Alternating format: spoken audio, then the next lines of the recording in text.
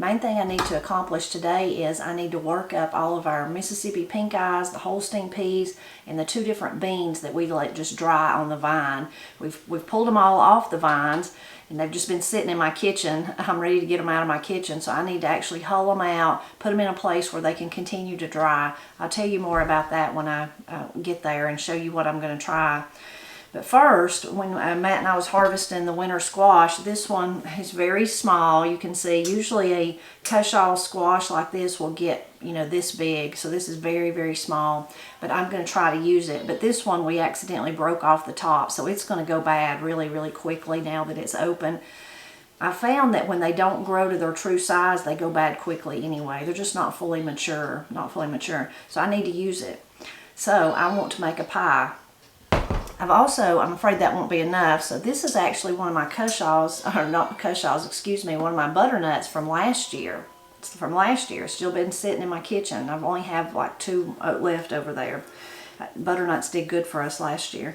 It's light, so I know that there's not, it may have dried some on the inside, but I'm still going to cut it up and see what I can get out of it today. And the pie that I'm going to make, when I get ready to mix it all up, this is just the first step. I'll read you the ingredients, but it's one out of mine and Jim's cookbook, Celebrating Southern Appalachian Food. And it's actually the recipe Jim put in the cookbook for Candyroaster pie.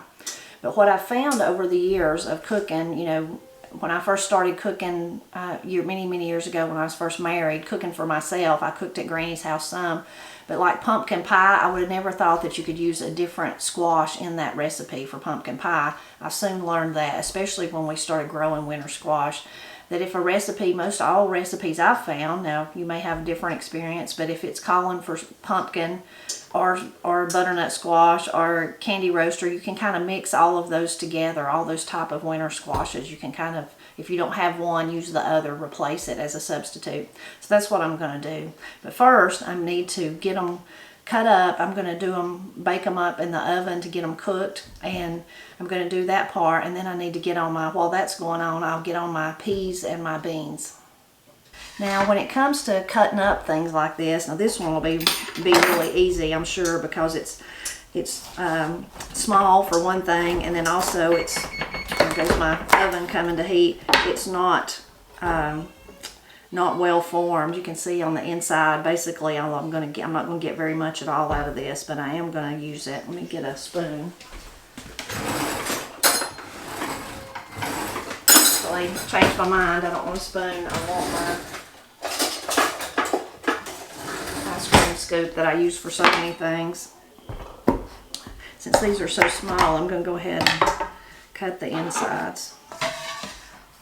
So it's not going to be very much that I'm going to get out of that one, but I'm just going to lay it here. I like to do mine in the oven. I have, woo, that's tipper for you, making a big mess right off the start. I have boiled them, cut them up and peeled them and boiled them, but that just takes so much extra work that I find it much easier to just do it in the oven. And then once they're cooked, you can just peel the meat that you want, the meat of the squash, away from the skin, and you don't have to worry about peeling them. If you're doing something like this where you just need the pulp, you know, if you were going to roast them or something, you would probably, I mean, I would get the skin off, but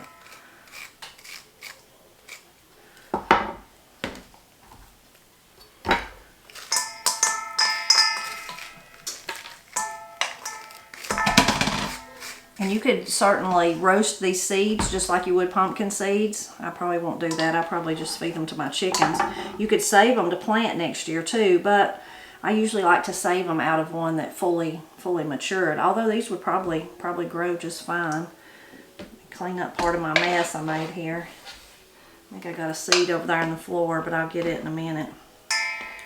Okay, now for winter squash that are hard, or especially like those big, like I said, the big Cushaws that get this big, there's lots of different ways to do it, and you just have to find what works best for you. I've heard people that actually literally took them outside, not butternut so much, but those big ones, and threw them down on like concrete or something, and then they kind of break open, and then you've got them open. There's people that just roast them whole. They just put the whole thing in the oven. I like to hurry it along, so that's why I like to cut them up and get the seeds out. And there's people I've heard with those big ones that use like a little hatchet or something. So there's so many different ways. The main thing I would say is that to be careful. You don't want to cut yourself. And then also you just have to attack it. You just have to figure out how to do it and attack it. So this one's pretty stable, but I'm still going to cut off the ends here. I might just go ahead and cut a little bit off this end too. And then I'm going to just try to go down through the middle. You can cut it in different pieces too. Sometimes that helps. Smaller pieces are easier to work with. Especially I have kind of small hands, so that helps me a lot. So now we want to look at the inside of it and see. So this isn't that amazing? So this is a winter squash that we grew in 2023. And it's just been sit on the porch to begin with till cold weather. And then it's just been sitting over here in my kitchen. I might have changed it. I might have had it over there and then put it over here, but still it's just been hanging out in my kitchen all that time. Isn't that amazing? So that's why I love to grow winter squash. As somebody that really likes to put up food, grow food, and then put it up and preserve it, this is like the easiest preservation method, because you just let it sit there.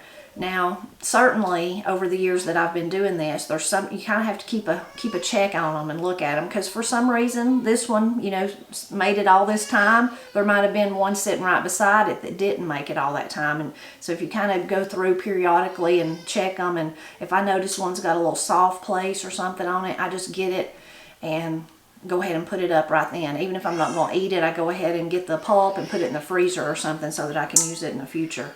So, but it's just amazing when you think about putting up food, how that's just the easiest, because you just set it there, There's other things you can put up whole. You think about storing whole potatoes, and you can hear Ira, he's not hurt or anything. He's fighting sleep. That's what's wrong with him.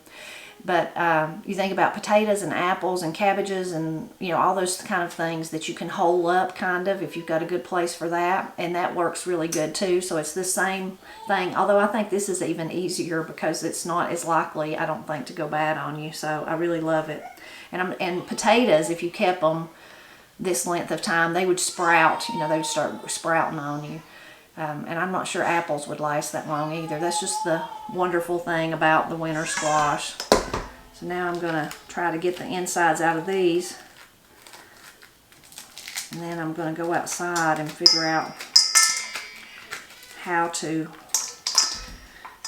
get onto my peas and my beans and stuff, and see if the method that I hope to use this year to let them finish drying in here works and is easier and better than the ones I've done in the past.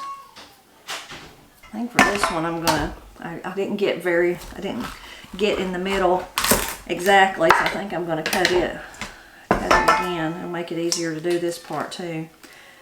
The inside of it is a little drier than it would be. Like you can see those little, normally there'd be a lot of moisture coming out of them if it was fresh, but still just amazing. Okay, got the last one done there. I'm going to have to clean up my mess here. Now, I've just got them on a baking sheet, and I'm going to put them in the oven I usually do it about 400, 425 or something like that. And since these are small, probably take about 30, 35 minutes, maybe 40 minutes, but I'll just keep a check on them. Some people pour a little moisture in their pan when they do this, but I usually don't. I usually just leave it just like it is. And my recipe, I think, just calls for, I should make sure, but I better wash my hands first.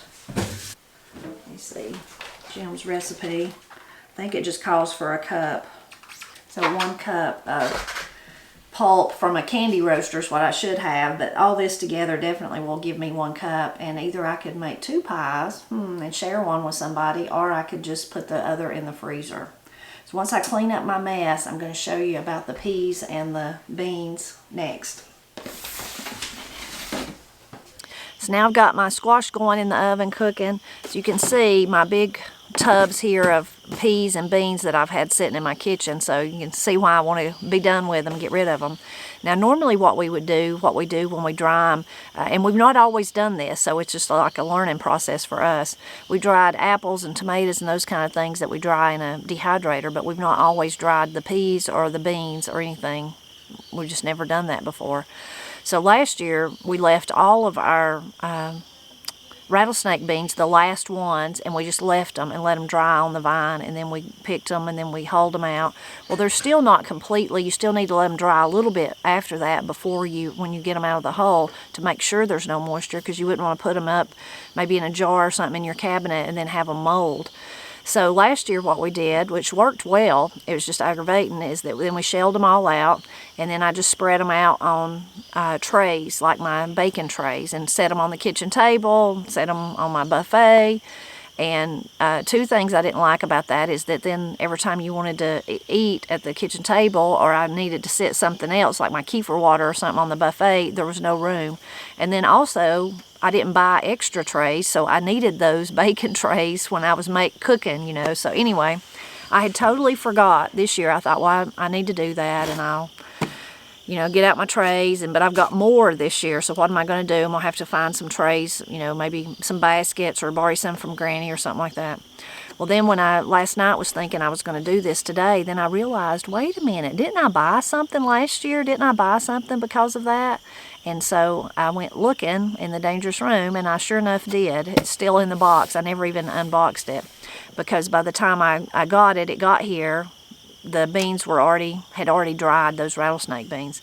So I did buy something. Again, I've not opened it, and I've about forgot what it even looks like, but I think it's trays that go on top of each other and specifically made for drying. So that way I wouldn't be using my bacon trays that I need to cook with, and then also it would just be all in one area if they fit. They may not all fit, but we'll see how much they fit, how much goes on it. And if they don't all fit, but it works really good, then maybe I would invest in another one next year. Anyway, so first I'm going to unbox it and see. I may need Matt to help me put it together if it's complicated, but if not, maybe I can do it.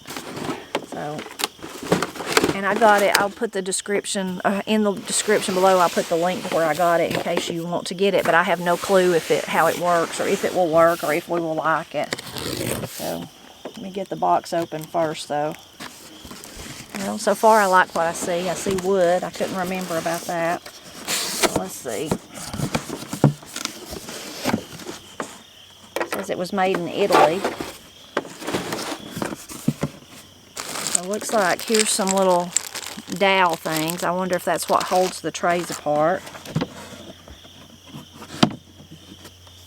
And that's the trays. They appear very, very heavy duty. So here's me a little instruction here. It says, insert the 4 feet on this side. Insert the 4 feet on this side. So maybe I have to see what else is down in there, because they look all the same. And then on this side there's little dowels too. So I guess that's the bottom one maybe. Let's get out a different one and see.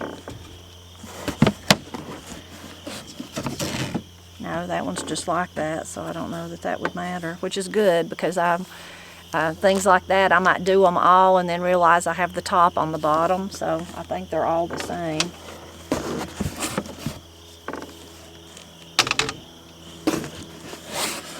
Okay, that's all that was in there. Push that down there. Let's see. So, let me open the little dowels and see how it works. I was thinking maybe the feet would be different, but apparently not. And I'll have to figure out, I guess you'd want to, well, I guess you wouldn't need to move the whole thing at once. I was thinking you have to figure out where you want to put it, because you wouldn't want to pick it, you couldn't pick it up, but you could pick up each tray and move it. So let's see if there's another one of those little things it tells me. So, insert the 4 feet on this side. Oh, I may need a hammer or something to insert them. I thought they would just go. Yeah, they're not totally going to go at all. So maybe those are, I'm going to have to call Matt. He's so much more mechanically minded than I am. So on this side, they just go really easy. On this side, not so much. So probably my best bet first would be to look at what they sent with me and see what it says, see if it says anything. So it shows it's used for tomatoes and peppers, and I'm not sure what that is, maybe mushrooms and pasta. Got some pasta there. Maybe that's what it was. I can't remember where I found this, or I mean, I remember where I got it, but I don't remember how I decided to get this one. Yeah, it don't really tell me nothing about that, so I'll have to ask Matt. Unless somehow they didn't send the meat, or the feet. Let's see, so I'll need 4 and 4. And 4 and 4. They didn't. I don't think there's enough little dowels. I don't think there's enough. Okay, let me go see if I can get Matt to come and help me figure out what I'm doing. Well, but I wouldn't need one for the top one, so I think there is enough.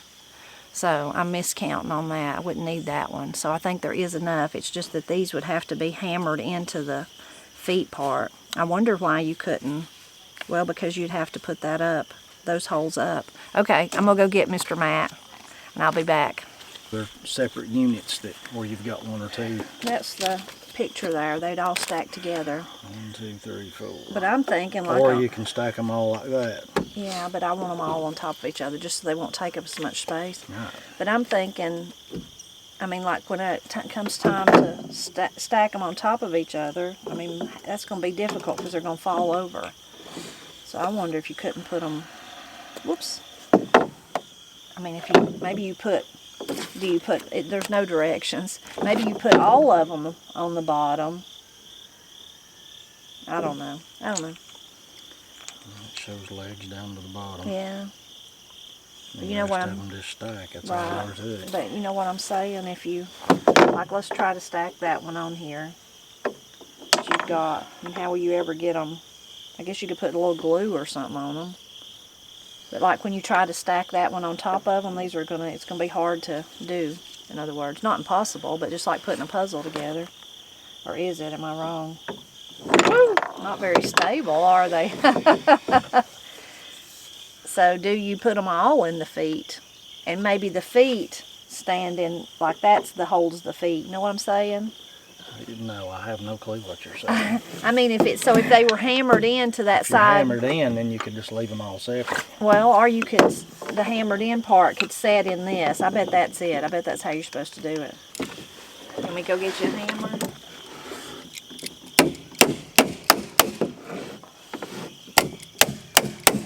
I'm just going to use this Leatherman here.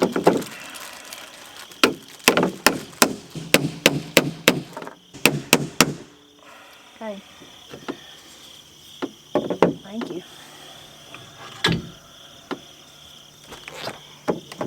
Now, Mom, I know that you think our table's crowded and you're trying to find a replacement, but we can't all sit at that and eat. Can't all sit at this. No.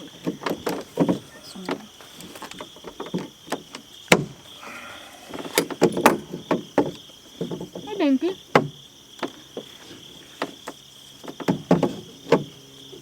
What is that? Dry stuff on. Now, it turned out pretty nice. That's Katie's awesome. come to join us here with her breakfast. Now, thanks to Matt. Thank you very much, Matt, putting it together.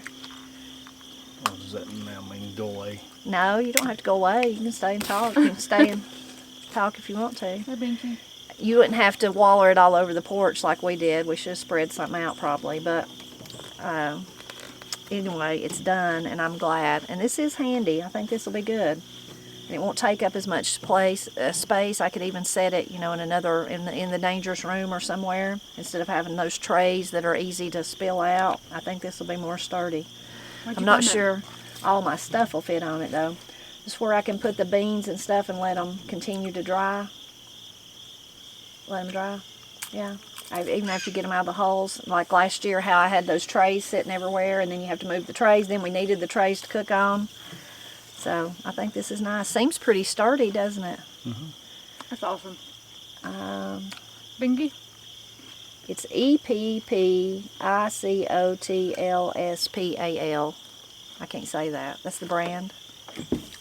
It's from Italy. Where's the thing? There you go. Appalachian. Yeah, but I'll put that information in the description in case you're interested in it. Yeah. Where did you buy it from? I don't remember. I think I got it, I think Amazon, but I'll look and see and put that in there too.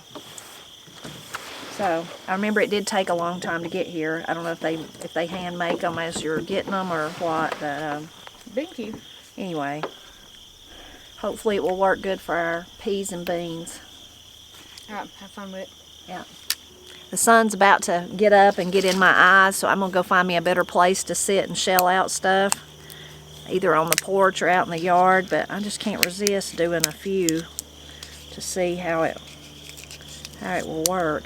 So that's how I would do it. This is the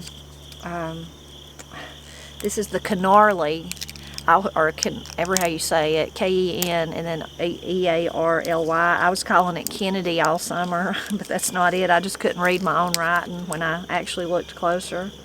So I would spread them all out here. I don't know if this is going to hold them all because I've got so many peas, but I'll make a good effort. And then if it works good, like I said, maybe I could invest in another one for next year.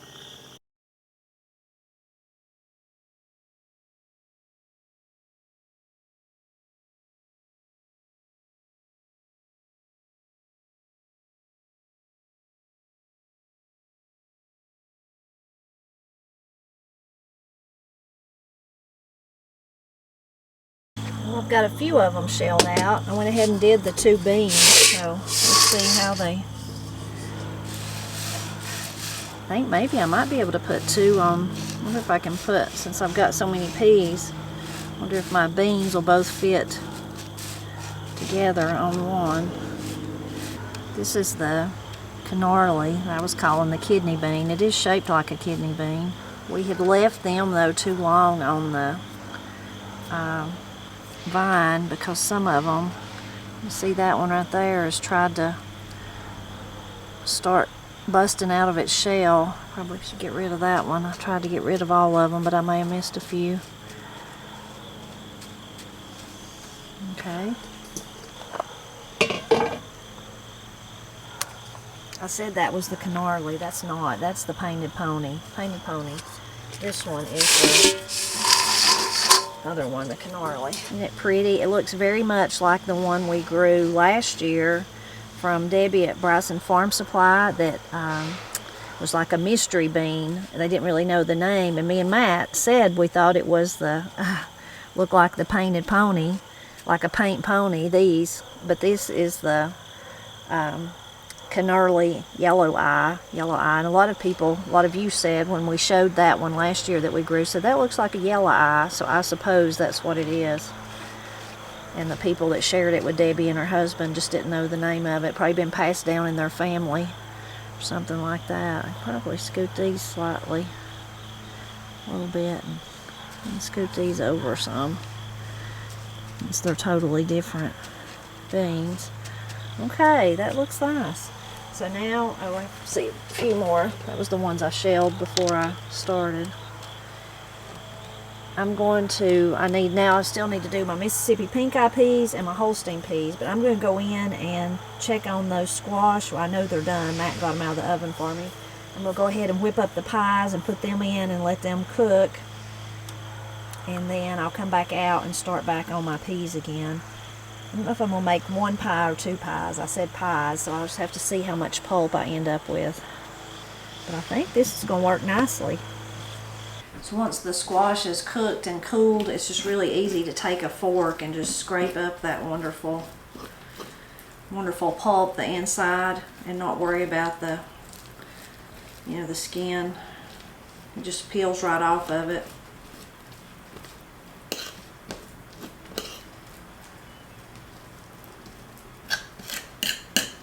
Once you get it peeled off, you can just freeze it like that, or if you really want it to be smooth and like thinking about pumpkin that you would, or this is not pumpkin, but thinking like something like that you'd buy in a can from the store, you can put it in your food processor and puree it, or even just use one of the little choppers and chop it up if you want it in a more creamy consistency. Okay, I've got it all all together there. Got it all scraped together. That's more than I'll need for the pie, but I'll probably just pop the rest of it in the freezer and I'll have it. I just mixed it all up together, the cushaw and the butternut. Just mixing it up together, kind of the cushaw's stringier than the butternut, but trying to chop it up a little, but I think that's pretty good. And also trying to make sure I got all the little pieces of skin out. So now I just need to compile all my other ingredients, get them ready, and I'll show you how to put the pie together. I think I've got everything ready for my pie, unless I forgot something. Hopefully I didn't though. But I'm going to read to you from the cookbook and tell you the directions. It's on page 212 if you have a cookbook. So it's Candyroaster pie, and Jim says, my granddaughter loves pumpkin pie, something that is a bit unusual in kids, and that consideration offers reason aplenty to make this pie from time to time. So his granddaughter loves it. So we're going to need 3/4 cup sugar, 1/2 teaspoon salt, 1/4 teaspoon ginger, 1/4 teaspoon ground cloves, and 1 tablespoon cinnamon or pumpkin pie spice. I'm using cinnamon. 2 large eggs, 3 tablespoons of maple syrup. Use the real McCoy if you have it. If not, pancake syrup or even sorghum syrup will do. I've got real maple syrup. I could have used sorghum though, now that I'm thinking about it, but I've already got it out, maple syrup. 1 cup cooked Candyroaster flesh. That's where I'm using, instead of Candyroaster, I'm using the butternut and the squash, cushaw squash mixture. I have one Candyroaster out there growing. I doubt it will make it to actually be any good, but it's about that big. That's about how big it is. About that big, and not much bigger around than that either. It's really skinny. Oh, and then you need 1 16-ounce can of evaporated milk and 1 deep dish pie shell. Make your own or buy the 9-inch size at the grocery store. I'm using one of the store-bought ones that's rolled up. That's what I'm using. Blend the dry ingredients together, and then in a separate bowl, beat eggs before mixing syrup, Candyroaster flesh, and evaporated milk with them. Then gradually stir in the dry ingredients with a whisk until everything is thoroughly mixed. Pour into pie shell and bake in preheated oven at 425 degrees for 12 minutes, and then reduce heat to 350 degrees and bake until done, about 40 to 50 minutes. The pie is done when a knife, here comes my oven. The pie is done when a knife or toothpick pulls away cleanly. The crust will have a tendency to get overly brown where exposed. This can be avoided by covering it with tinfoil. Cool on a pie rack before refrigerating or serving. So, sounds delicious, doesn't it? So first thing I'm going to do is, I think I can do it in this little bowl, is mix my dry ingredients. Smooth my stuff out. I used one of my apples to hold my book. Let me get a spoon. A smaller spoon would work better, I think. So there's my salt and all my spices. Could have got a bigger bowl, it would have been easier, but I'll just be careful.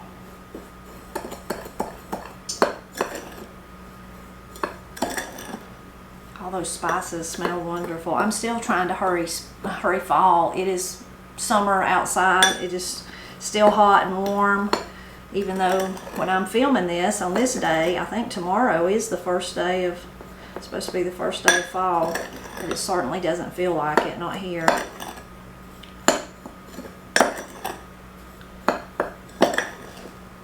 Of course I had to spill some. Let's see if I can get it back. Okay.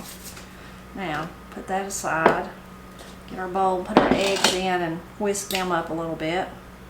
I'm going to move all that over here. Okay. I'm going to change utensils so that the squash doesn't get wrapped up in my whisk there. So now I'm going to add the, so let me follow my directions though. Yep, now I'm going to add all the other wet, I guess you would say, ingredients in. The Candyroaster in. It's not Candyroaster, is it? I keep looking at the cookbook and it's mixing me up. That wonderful syrup.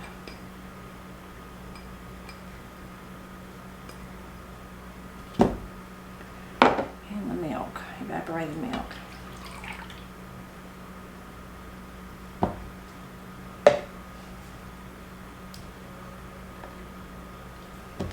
I'm going to add the dry ingredients. It said a little at a time, so I'll add a little bit. And it smells so good with all those spices.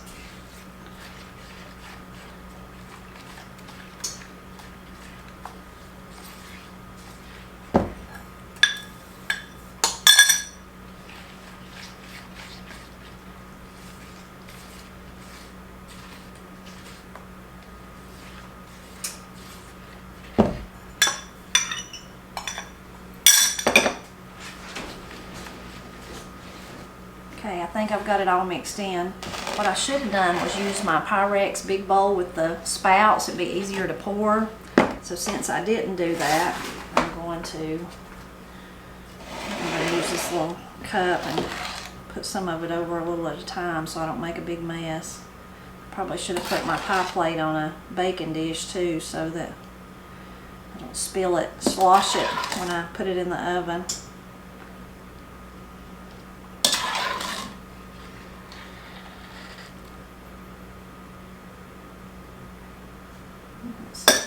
I've got enough now that I could just pour the rest.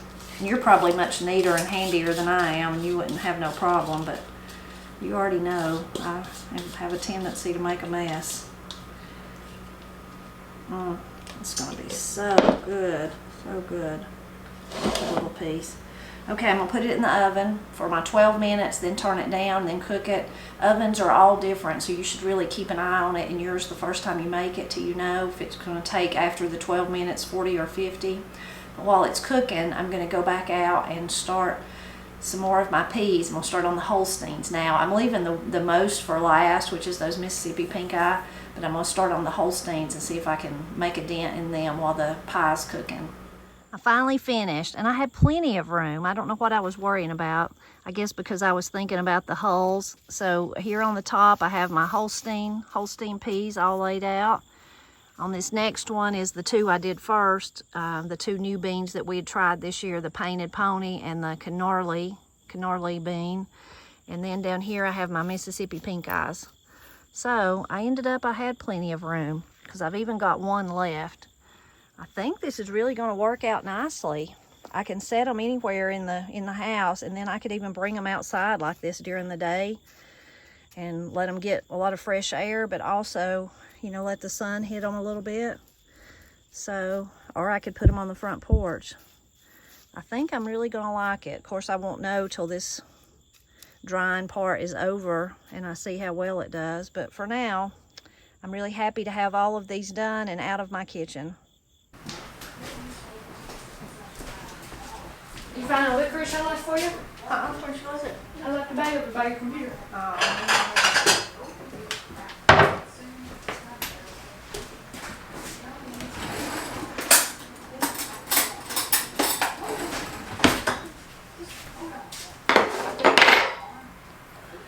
Pie turned out really pretty. I should show it to you here. I know it's going to be really good. It smells wonderful. It's been cooling, still warm, been cooling, but I don't mind my pumpkin pie hot. Jim's recipe said that you could chill it, and of course you could, but I don't mind it to be hot. Actually, I kind of like it like that. I like it cold too, though. I may have called it pumpkin pie. It's so similar. Jim's recipe is Candyroaster pie. This is actually butternut and cushaw pie. I guess I could yell at Matt and see if he wanted a piece. Would you like a piece? Of course. Cat got climbing gear. What did you say? Said there's a cat got a climbing gear. Yeah. Okay, get you a...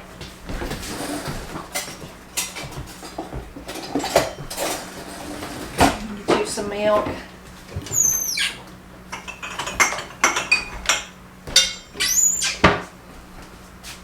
There you go.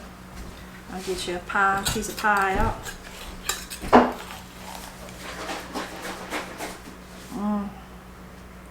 If only it was really cool outside instead of burning hot. I got Matt a big old piece there. Trying to hurt my supper. I'm trying to ruin your supper. You're trying to tell me that there ain't gonna be no supper. Yeah, I'm trying to tell you there's not going to be no supper. There may not be no supper. That's all right. I don't care. Oh, I didn't get you a fork, sorry. So this is, Matt don't even know what I've been doing. This is Jim Cassida's Candyroaster pie recipe, except I used butternut squash, and remember the little cushaw that we broke the top off of? Mm. I used that. Oh man, that's good.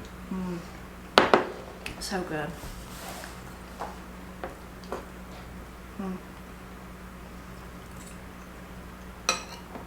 I was kind of worried that cinnamon might be over cinnamon since it was a tablespoon.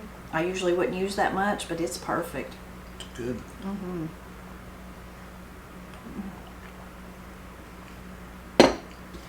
It's got maple syrup in it. Very good. It's really, really good.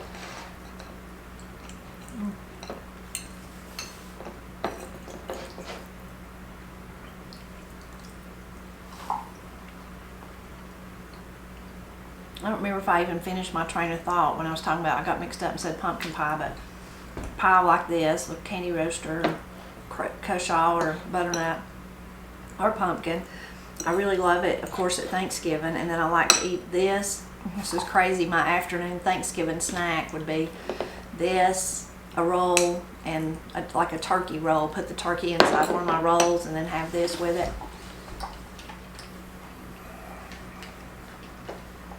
It's really good.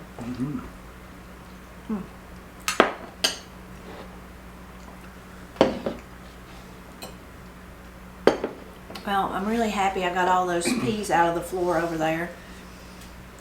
Sometimes it's fun to do things like that, shelling the peas and the beans. It's kind of mindless that you don't have to think about. Your hands just do it and let your mind think about whatever it wants to think about. I did eventually, using my phone, watch some gun smoke out there, so that was fun too, to do that. But it's nice sometimes to do tasks like that you don't really have to think about. You're just kind of doing them with your hands, and your mind doesn't take your brain power to do them. That's the only kind I do. The mindless? I don't think so. I had to get you to come save me with the drying rack. Show me how to do it. Whoops. You pretty much figured it out. No. I needed you to hammer all the things in. And I thought that the buckets would fill it up, but there's one still empty. So that worked out perfect. Worked out really good. I hope you enjoyed seeing how we're testing that out this year. I think it's really going to work well. It'll be better than the trays I was using because air can flow underneath it too. Definitely be better that I can use my baking sheets for things that I'm baking, things that I need to.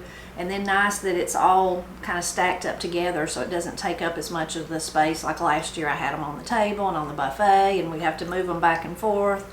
So I think that's really going to work out good. I'm always grateful when you stop by to help me celebrate Appalachia.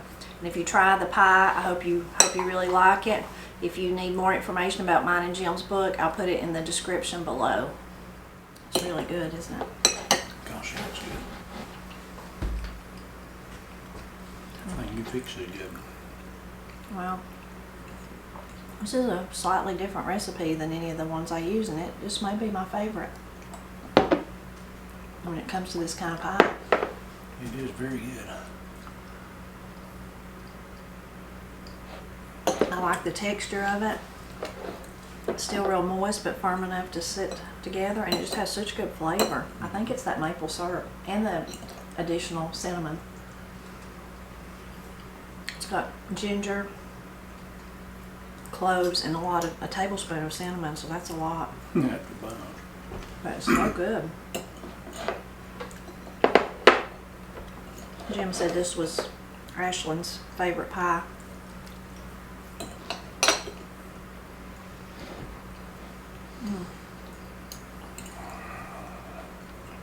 Really good.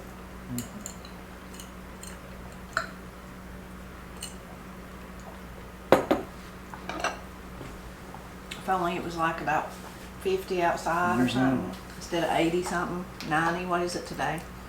It's mid-80s. It's supposed to be about 90 tomorrow. First day of fall. Is tomorrow first day of fall? Mm-hmm. Is it? Yeah. It is. You know, it don't feel like it.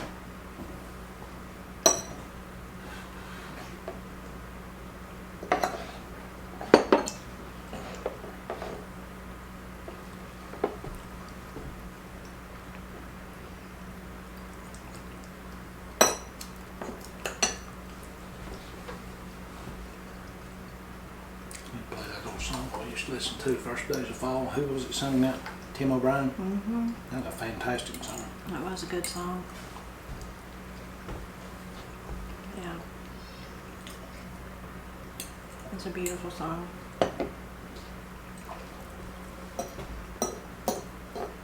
What was that song him and his sister sung together? You know, we had that, it was a cassette or something of them doing duos, or maybe it was a VHS tape or something, I can't remember.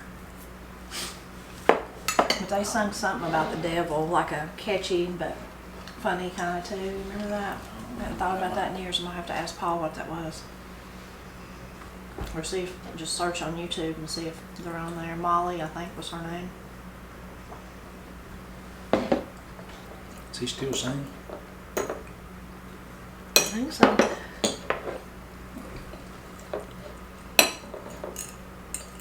So you have one about the tennis shoes. I liked that one, something about tennis shoes.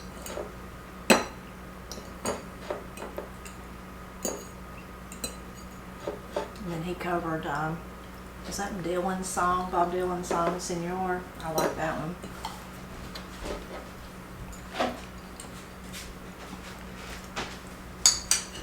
Very good, dear. Crazy part is the butternut squash is from last year. They Keeps made good, some. don't it? Mm-hmm.